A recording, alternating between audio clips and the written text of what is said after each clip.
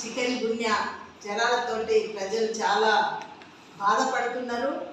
వాళ్ళకి హాస్పిటల్ పోతే సరైన వైద్యం అంటే గవర్నమెంట్ హాస్పిటల్లో ముఖ్యంగా పేదవాళ్ళకి బాగా వస్తున్నాయి ఈ జ్వరాలు, విష జ్వరాలు అయితేంది, చికెన్ గున్యా అయితేంది.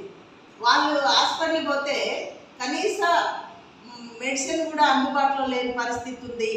అక్కడ ఉండటానికి బెడ్స్ లేని పరిస్థితి ఉంది. ముఖ్యంగా డాక్టర్స్ కూడా అందుబాటులో లేని పరిస్థితి ఉంది. కాబట్టి రాష్ట్ర ప్రభుత్వం వెంటనే ఈ విష జ్వరాలని, చికెన్ గున్యా, డెంగ్యూ జ్వరాలని కంట్రోల్ చేయడం కోసం చర్యలు చేపట్టాలని, అన్ని గవర్నమెంట్ హాస్పిటల్లో, మండల కేంద్రాలలో కానీ గ్రామ స్థాయిలో కూడా హెల్త్ సెంటర్లలో మెడిసిన్లు కానీ, డాక్టర్లను కానీ, నర్సులను కానీ అందుబాటులో ఏర్పాటు చేసి జ్వరాలని కంట్రోల్ చేసే దాంట్లో రాష్ట్ర ప్రభుత్వం చర్యలు తీసుకోవాలి.